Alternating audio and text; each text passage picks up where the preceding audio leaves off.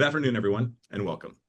My name is Robert K. Elder, and I'm the president and CEO of Outrider Foundation. And Outrider is a nonpartisan, nonprofit organization that supports multimedia storytelling about nuclear threats and climate change. We do this by partnering with creators, publishers, and thought leaders through journalism fellowships, reported pieces, and events such as today's program.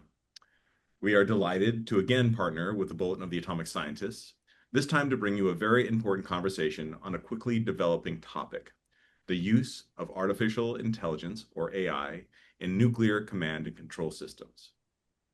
Why is this topic important enough for two organizations to partner and raise concerns?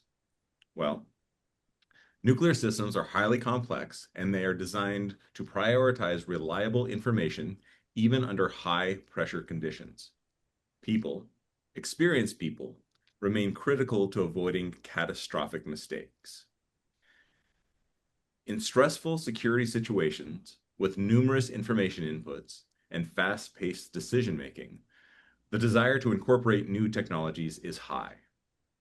This brings us to the advent of artificial intelligence. Today, we're grappling with the possibility of incorporating a technology that we do not fully understand or manage into a system that cannot fail. A single error can spell disaster. Any major change or technology deployment must be flawless. Can we say that AI is ready? Our goal today is to understand the risks as they are unfolding, both in implementation and in policy, and to determine the actions needed in the near term to maintain the system's strength. Now, we have a distinguished group of experts to help us out today, and I'll briefly introduce them now. We have Dr. Paul Lishenko. He's a U.S. Army Lieutenant Colonel whose work lies at the intersection of emerging tech, politics, and national security. He holds positions at the U.S. Army War College, George Washington University, Cornell University's Tech Policy Institute, and the Institute of Politics and Global Affairs, as well as the nonprofit organization regulating AI. He's also the author of multiple books, including The Legitimacy of Drone Warfare, Evaluating Public Perceptions, published in 2024. Next, we have Eduardo Sanchez. Eduardo is the Director General for the United Nations in the Mexican Ministry of Foreign Affairs. Recently, he was involved in authoring and presenting the Mexico-led resolution on AI command, control, and communication systems, which was adopted by the UN General Assembly in 2025. Prior to this, he was the political coordinator at the permanent mission of Mexico to the United Nations. Also joining us is Leah Walker, the Executive Director of the Berkeley Risk and Security Lab. Leah oversees the lab's research portfolio, which includes nuclear arms control, the governance of emerging technologies, industrial policy, and strategic competition. She also researches the governance of military and commercial artificial intelligence, as well as Russian and Chinese nuclear strategy. And leading the conversation today is Alexandra Bell.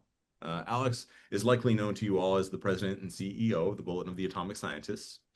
Before this important appointment, Alex served as the Deputy Assistant Secretary for Nuclear Affairs in the Bureau of Arms Control, Deterrence, and Stability at the U.S. State Department.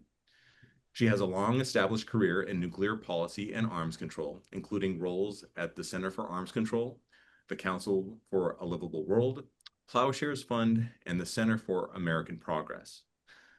I look forward to the conversation and to your questions, which we will be monitoring over YouTube over the next 45 minutes. Alex, over to you.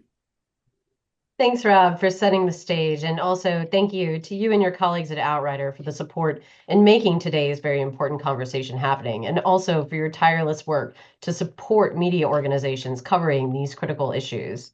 As Rob outlined, the commingling of nuclear arsenals and disruptive technologies can and will present opportunities and risks, both seen and unforeseen. Our conversation today is just a small part of what needs to be a sustained and rigorous dialogue in the months and years ahead. We're going to jump right in, but as was said, you can keep an eye on the YouTube chat, and we'll try to weave your questions in as we go. So let's start with a basic question. Paul, Why are militaries thinking about incorporating AI into sensitive military systems, including nuclear command and control, or as you'll hear us say many times today, NC3? What are the advantages here? Yeah, so it's actually a really complicated question. And before I dig into it and give a pithy answer for our audience here, I think it may be useful to baseline what, in fact, artificial intelligence is, because if you ask different audiences, you'll likely get different answers. So, the quintessential definition of artificial intelligence is really a compilation of data. We would like it to be representative of a certain environment, algorithms that are enhanced in certain ways to call through that data. And finally is compute and a lot of compute power, which is why you see the emergence of data centers across the United States, the global South, and elsewhere. And so if we step back to your original question, I think the core assumption here is that artificial intelligence can shorten the sensor to shooter timeline, which is to say the interval of time between identifying a target and then applying an effect, in this case, a very lethal kinetic effect, which would allow a adversary to outpace his or her opponent. And so that's a great way to understand the incorporation of AI into nuclear command and control, that you would have data, you would have algorithms that allow you to shorten that sensor to shooter timeline. Okay. So, Eduardo and Leia, in addition to what Paul outlined of why we're doing this, can you think about and talk about the potential benefits of the incorporation of AI into NC3? So, Leia, we'll start with you.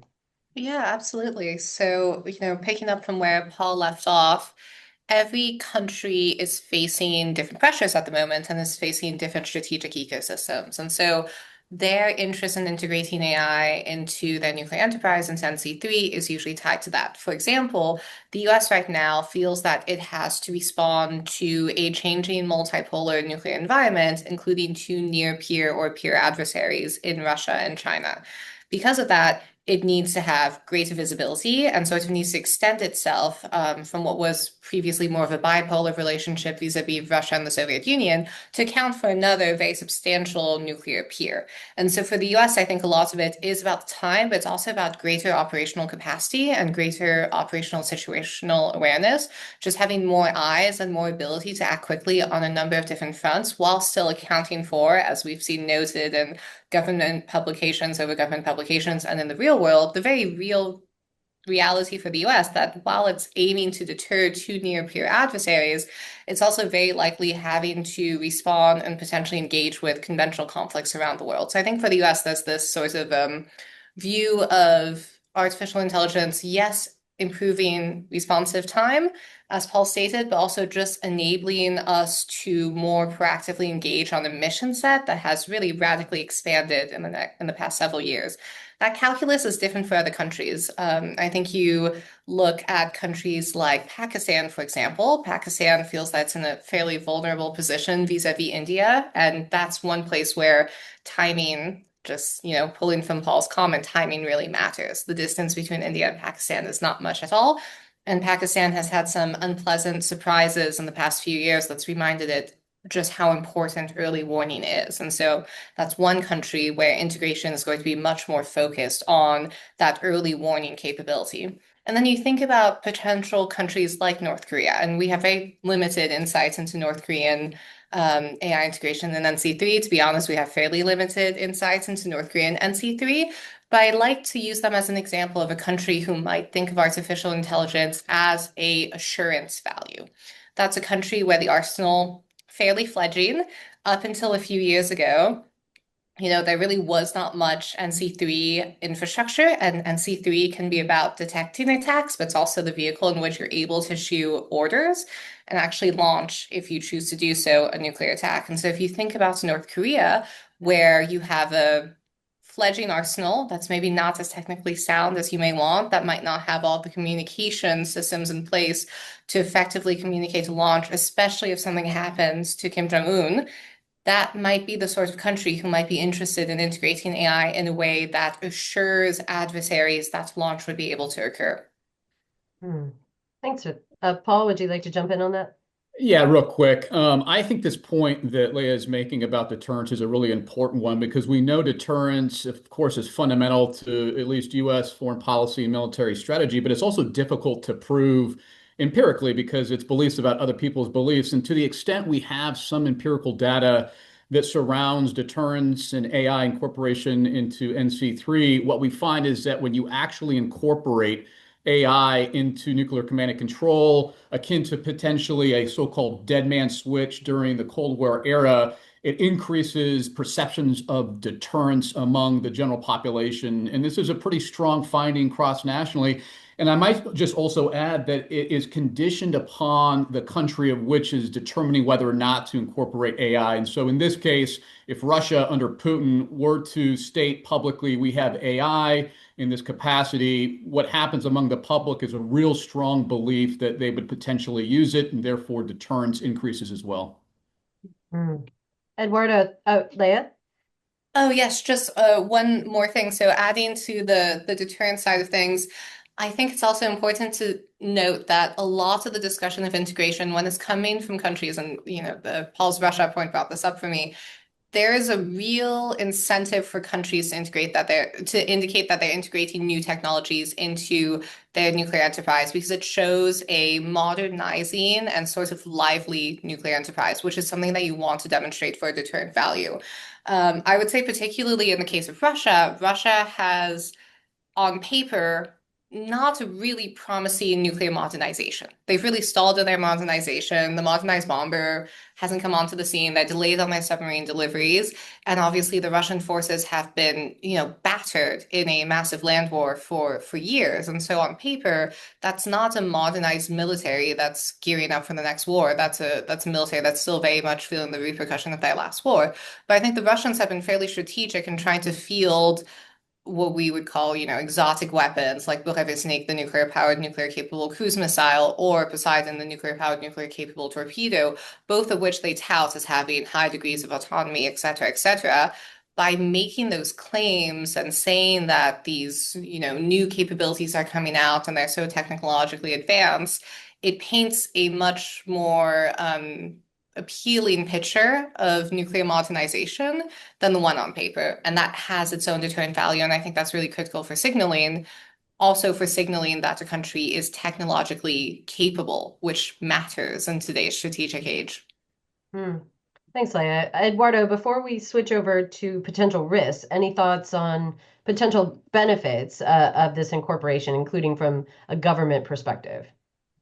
Yeah, thank you. No, just I would like to think that what both Paul and Leah have mentioned as the rationale behind many of the countries trying to incorporate this is very true. I would say that the integration of artificial intelligence in general to the military is something that we're seeing. And any country, any government that's not being up to speed on this is really falling behind. So we know that all countries are trying to integrate it one way or another. I do think that when it comes to nuclear, we're talking about a very different ballgame. And this is where I think the larger conversation needs to be had.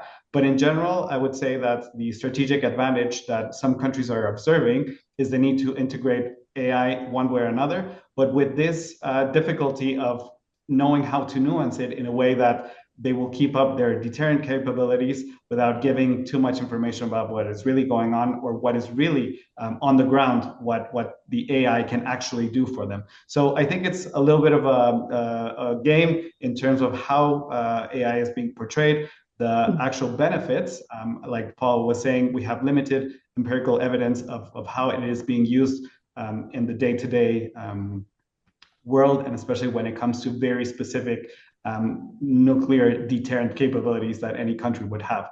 But of course, this is a larger conversation about AI being integrated in the military one way or another. It can be from the very basic functions to something completely advanced. And I would say every country is looking into how to integrate AI for their own military defense or offensive purposes.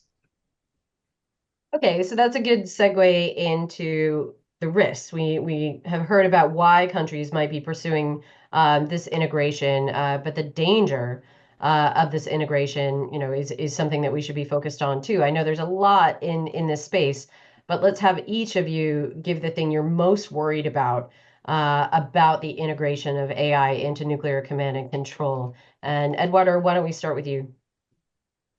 Sure. And especially what I was saying before, I think that when we're talking about the nuclear side, it's a completely different ballgame than anything else in the military. we can say that we can see different aspects, for example, of integrating AI for a better protection of civilians when it comes to a live conflict, or something of protection of IHL, or ensuring that IHL is better thought into.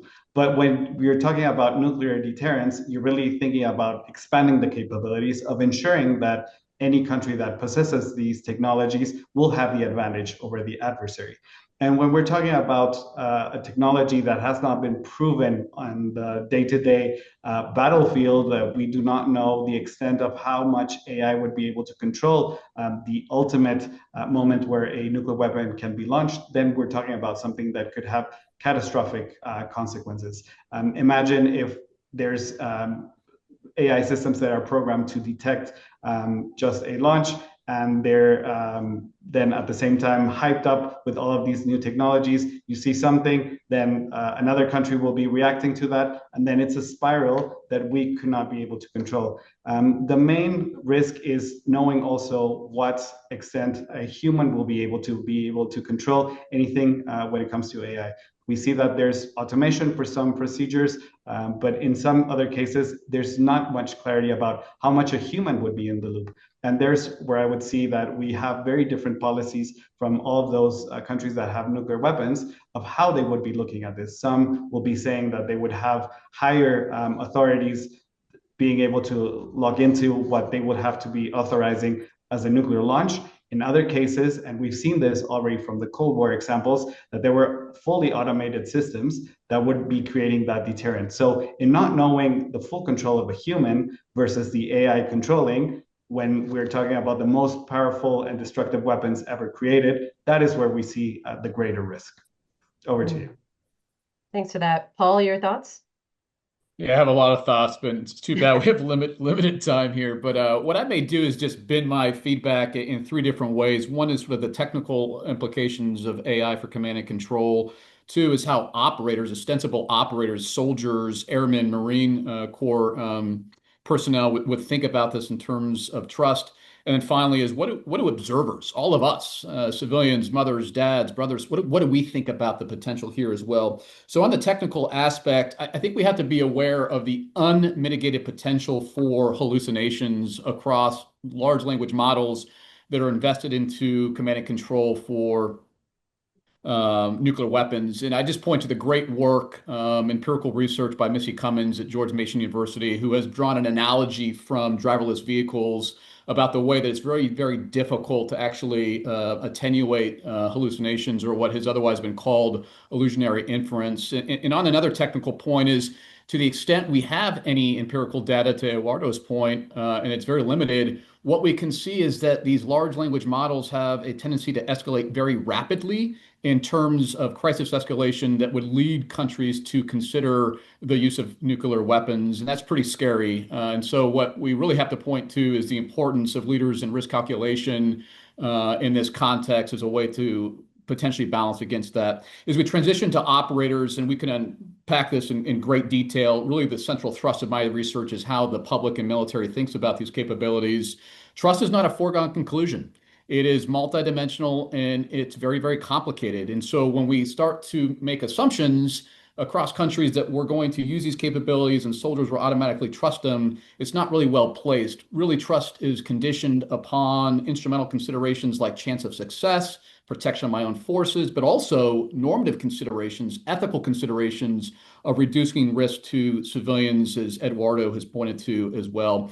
And finally, when we talk about public opinion, which at least in democracies really should demonstrate democratic accountability and public oversight, when we start talking about AI-enabled capabilities, so lethally autonomous weapon systems that turn targets into simple blips on a screen, we find much less support for these operations. And I think we can draw usefully, potentially, from that data to really kind of look at the counterfactual of what a world with AI-enabled nuclear command and control looks like in terms of public support. And I'm going to stop you just briefly to get you to explain to people who don't know, what is an AI hallucination and why does AI hallucinate? As quickly as you can. I know that could be a whole dissertation. No, and for the record, I am not an AI expert, but from my understanding of the literature and reading a lot and really integrating into the sort of governance of the incorporation of these capabilities into military systems, what we talk about is the way that the algorithms are written, coded, in other words, and the weight that is put in terms of different assumptions within that code. And more importantly, if we talk about the currency of AI, that's the data, right? And so it's very data hungry. And when you don't have data that's represented of a particular operating environment, even when we should consider that we have a long-term intelligence collection in some of these contexts, then that can lead to hallucinations. And probably the easiest way for the audience to think about this is a driverless vehicle, right? So we'd like to think that a driverless vehicle can tell the difference between a stop sign and not, a yellow, red, green light, someone walking across the road. But now we know anecdotally and factually that oftentimes it cannot. So just scale that up and start thinking about the implications for AI nuclear command and control. All right. Thanks. I think it's a term that people have heard but don't necessarily understand. So appreciate that. Leah, so in addition to the risk that you're most concerned about, can you also talk about how nuclear close calls historically have involved the misinterpretation of data? In your view, in addition to the risks that you see, do you think that AI will reduce or increase the risk of potential false alarms?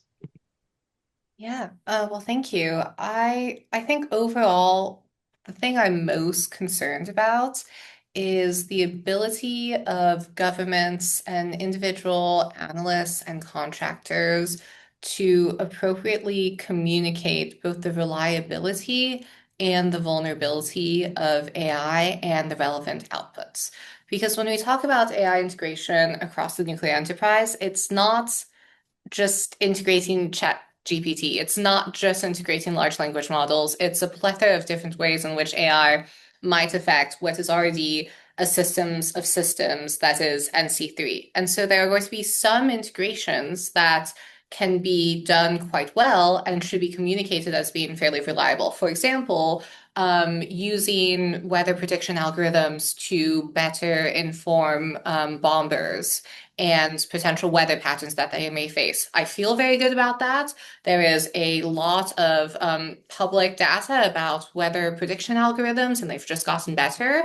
That is not going to have a real impact on whether or not a bomb gets dropped. If we are to the point that we're needing to have the weather predictions, the decision has been made, and that's separate from that actual algorithm. So for me, that hits all of the right spots of like, yes, we're already doing that. Yes, we're doing that in other non-military domains, and that goes well. We have a ton of data.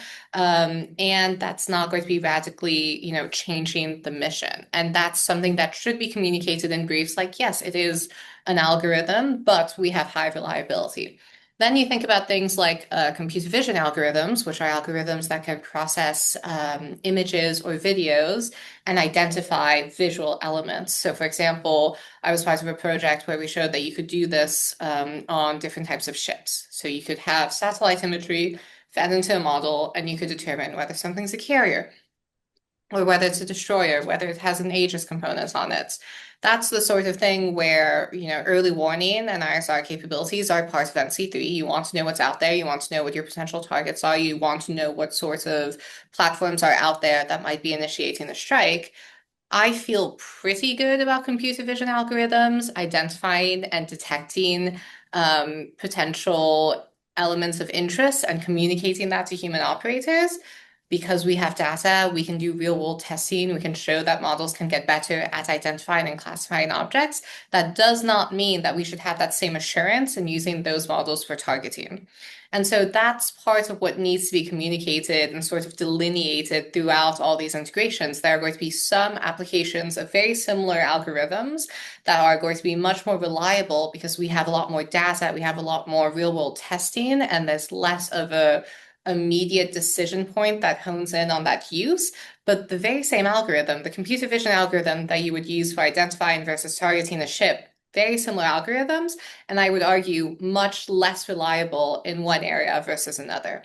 And so my concern is that nuance isn't really getting through. And there's that degree of nuance on basically every possible application of AI throughout the nuclear enterprise, and it looks different at every level. From there, you go to potential decision support systems, which are systems that are going to give actual recommendations to decision makers. Based on the data flow we have, we recommend you take this action. Those could potentially go as far as recommending specific targets.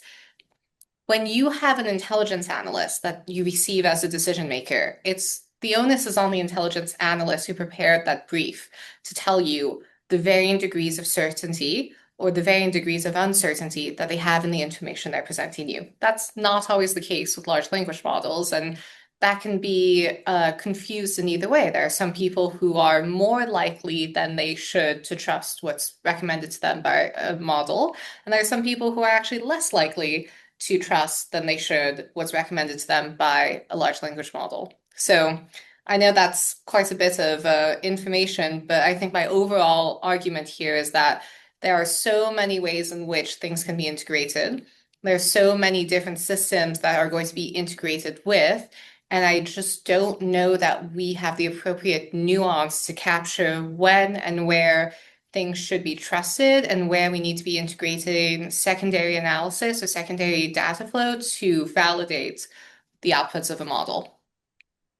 And that's important because historically we have seen incidents where we came, really quite close to nuclear war because early machines inappropriately detected launches. So I think lots of people here have probably heard of the Petrov incident. I know that Outrider and the Bulletin have done really excellent work documenting the Petrov incident. So I would really encourage you to go to both of those organizations' websites and read further. But in short, in the early 80s, there was an incident where a lieutenant colonel in the Soviet Air Defense Forces, Stanislav Petrov, was on duty at one of the Oko early warning satellites.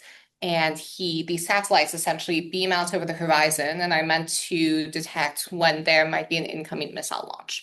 And the computer attached to the satellites inadvertently, gave a notice to Stanislav Petrov that there was an incoming launch when there wasn't. And Petrov received the notice. Normally in the chain of command, he was supposed to report that up and it would get escalated. But he had the foresight to think about the fact that the computer had had previous malfunctions.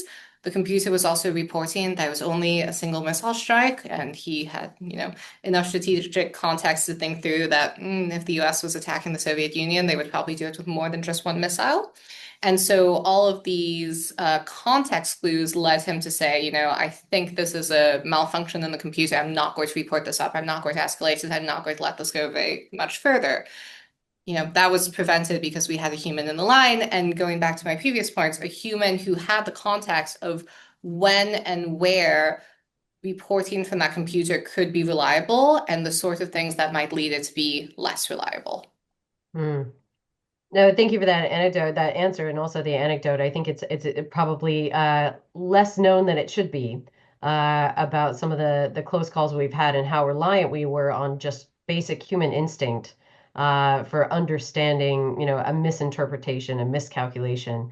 So, lots more, and yes, definitely commend, the Bulletin and Outriders reporting on this. Eduardo. We've talked a lot about the risks, how we got here, the challenges we're facing, the risks that are in the way. Governments are starting to think about how we regulate something that is actually still evolving as we seek to control it.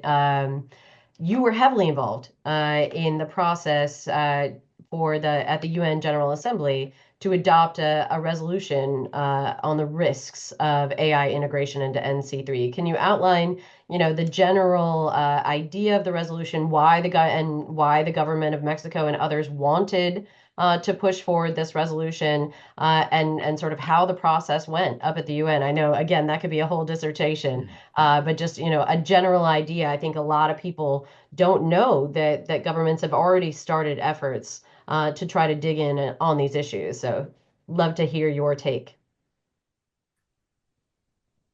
For sure. And yes, like you say, I probably could spend hours and hours speaking about this.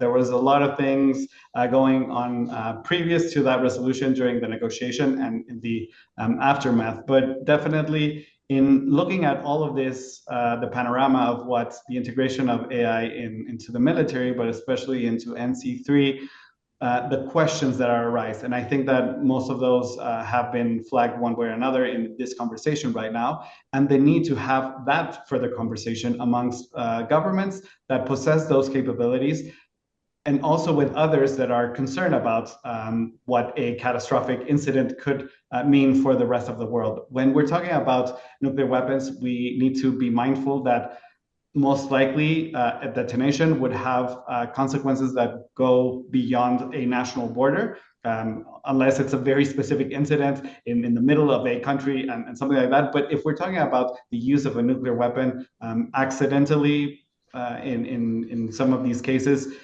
or very deliberately, we are talking about global implications, or at least in a regional scale. So this is why other governments need to be involved. Also, there's a stake for many of them to be mindful of what is happening and also to be able to produce these questions and to try to look for answers that we can all go behind, like any multilateral process.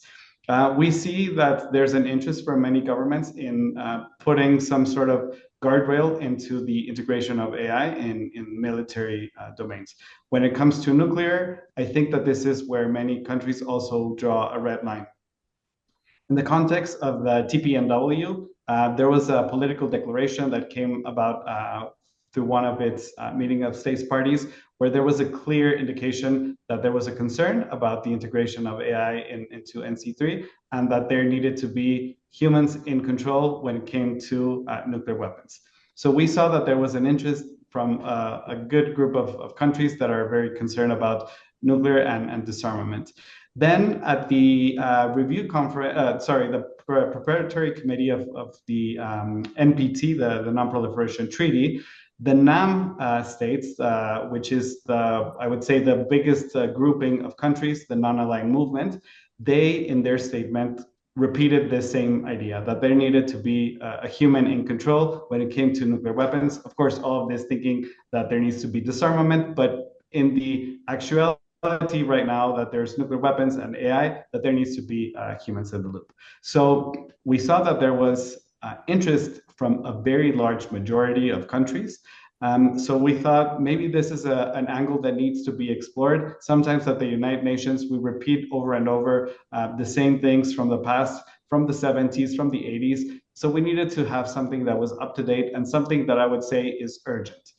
So I think that was a clear indication from a good group of countries. But at the same time, we looked at what other countries were already saying, those who possess these capabilities. So the United States and China, in a historic moment, I would say, between two presidents, they were very clear in stating that there needed to be humans in control when it came to nuclear weapons. At the same time, France, UK, and the United States themselves, in the context of the NPT, they were saying something of the similar sort. So we thought that there might be some sort of convergence in that aspect, that countries that have these capabilities are concerned. So then maybe amplify that voice, but then go into maybe the technicalities. Of course, this was not an easy resolution because this was something that would be going directly into the interest of some of those that have those capabilities that would, of course, affect their deterrent one way or another. So this is why we thought there's ample ground, at least support, to be able to push something like that, even from the nuclear weapon states. When you go down into the actuality of what is in that resolution, it's a little bit more complicated because of the terminology that is being used here or there.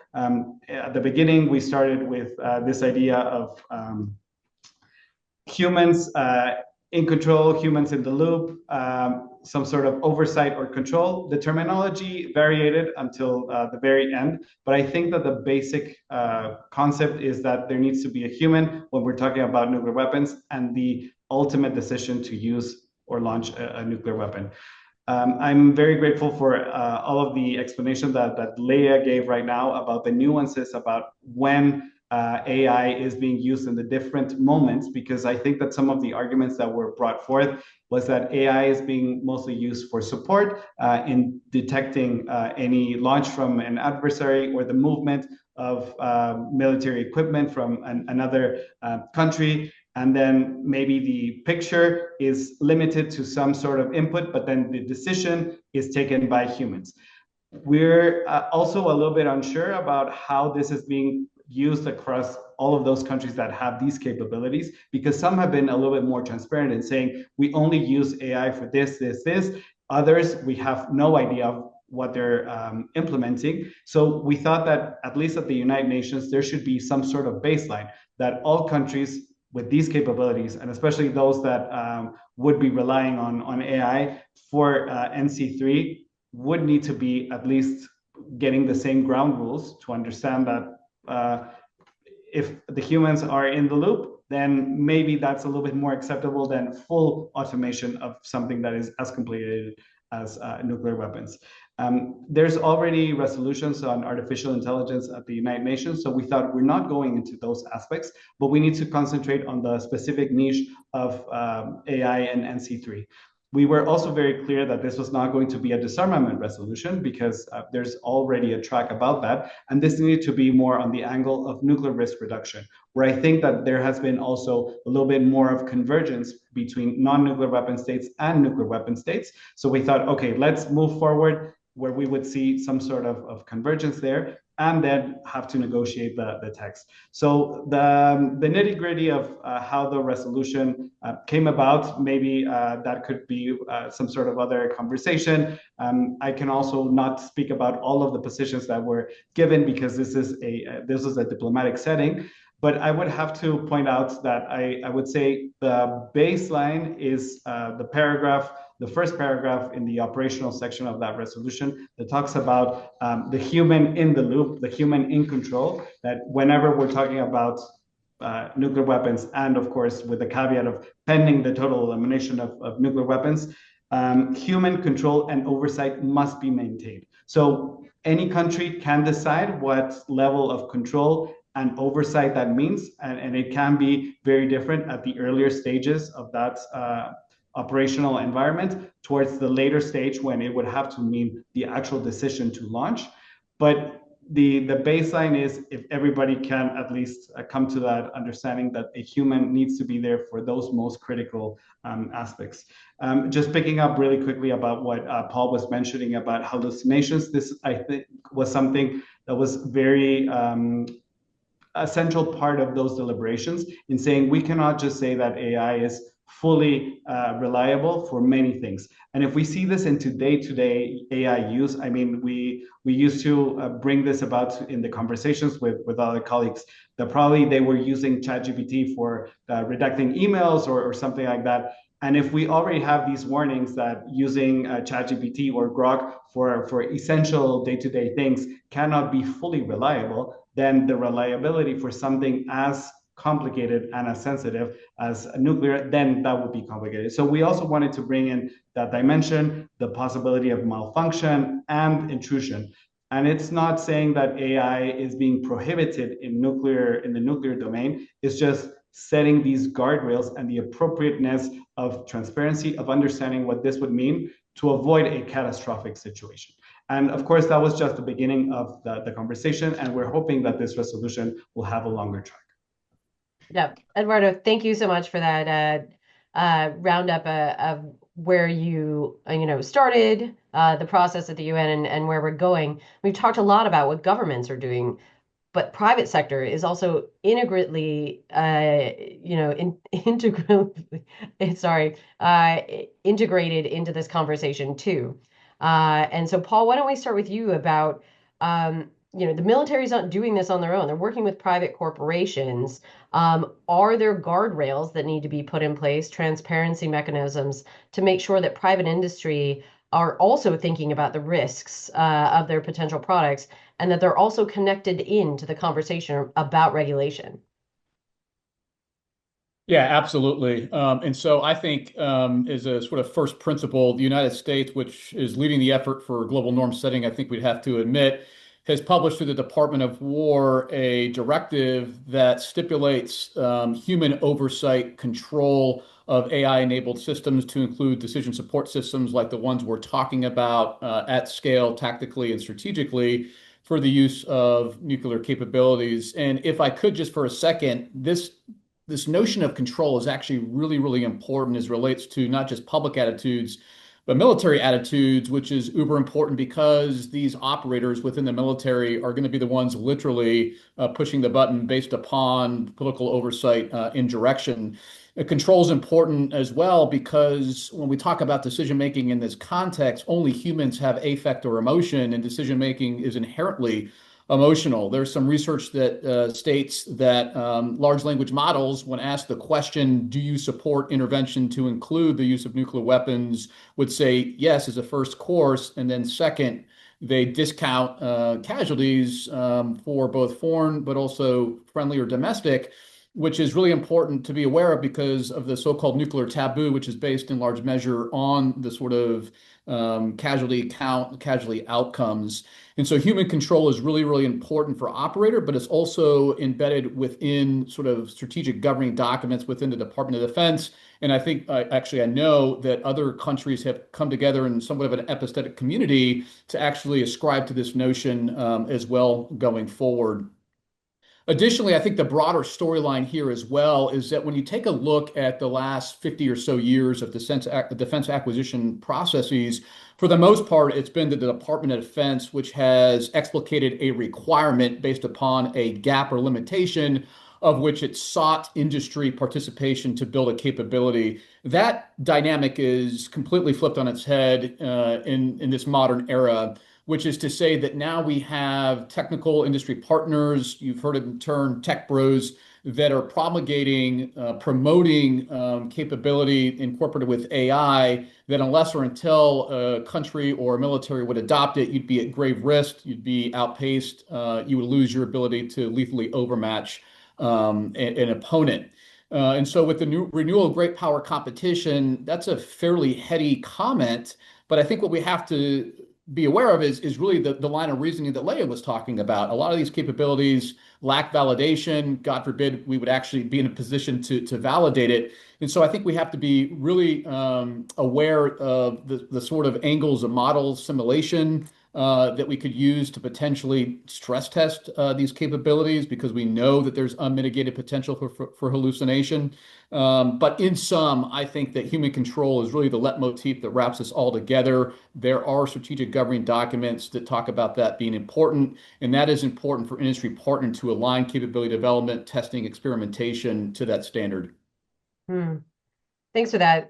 Leah, I'm going to ask you a question. I'm going to get a last question in with everybody. We're running out of time. So Paul and Eduardo, please be thinking about a recommendation you'd like to make to the audience on something that they could read or watch to learn more about this. And Leah will give you the last pick on that. But before, can you talk about your recommendations for better linking the expert community, government policymakers, and private industry to actually coordinate in the necessary way to make sure that as we see AI increasingly incorporated into these kinds of structures, including NC3, that we're doing it as safely as we possibly can? Yes. And shocker, the academic researcher is going to advocate for more academic research. But I do think I'm correct in this. So one of my biggest concerns in this space is that we have spent a lot of time over the past few years thinking about hypothetical use cases. And for me, that's all good and well, but we have real world wars that we need to be looking at in much more depth than we currently are. Lots of my work right now is focused on learning the lessons of AI integration in the war in Ukraine and the war in Gaza. I want to see more work on that. We are now at the point where we have real world examples of conflicts that have had AI integration from everything into warfighters using large language models on their phone, all the way to some fairly sophisticated, meshed together, very quickly early warning systems. And we should be learning the lessons of all of that because there are a lot more corollaries in conventional warfighting to nuclear warfighting than where our field gives credit to. And the reality of it is we are at a point where there's really impressive AI development happening, but development does not equal adoption. There are some really cool things you can do with AI right now. I can walk down to the Berkeley AI Research Lab just a few blocks over from where I am now and go see some crazy things. I don't really count those as fully fielded capabilities until I see broad adoption. And what determines what gets adopted is inciting incidents, things like the war in Ukraine, like the war in Gaza. Those are moments in which countries find themselves in fairly dire straits and look around and use what they have around. And so I think learning from what countries choose to integrate in those moments is a much better indicator of the types of technologies that we're going to see integrated over the next year, 2 years, 3 years throughout the nuclear enterprise than just looking at the bleeding edge of industry, because sometimes those are exquisite things that do not scale or do not suit this moment very well. So I think we need to spend a little bit more time studying those real world corollaries. The commercial ones, yes, but particularly how AI is already being used, and then using that to better have the conversations between industry, between government, between civil society and academia, saying this is what is actually being used, and these are the risks in what is actually being used. I'm not terribly concerned. I know there are some who I greatly disagree with who are concerned about, AGI taking over the world and destroying us. If it comes to that, I don't really know that we can do much about it. I'm much more interested in, real world, real risks, and I think we can do a much better job about updating our priors about what those look like based on real world instances. I don't want to be all on the negative though. And so for my recommendation, I do want to say that AI is a scaling capability. So yes, it gives competitors and adversaries a chance to make up some ground, but it also gives us, both us as, the US and its allies, but also us as civil researchers, the opportunity to have much more insights into what's happening around the world. And so my recommendation to you to read is a really excellent report done by Matt Korda and Igor Morik called Inspections Without Inspectors, a path forward for nuclear arms control verification with what they call cooperative technical means. And it's a really nice report to remind you that these capabilities are useful in a million ways, one of which is being able to do better verification at a time when we are in a post-arms control world. And I think that's worth highlighting. Thanks, Leia. Eduardo, very quickly, what's your recommendation? Oh, you're on mute.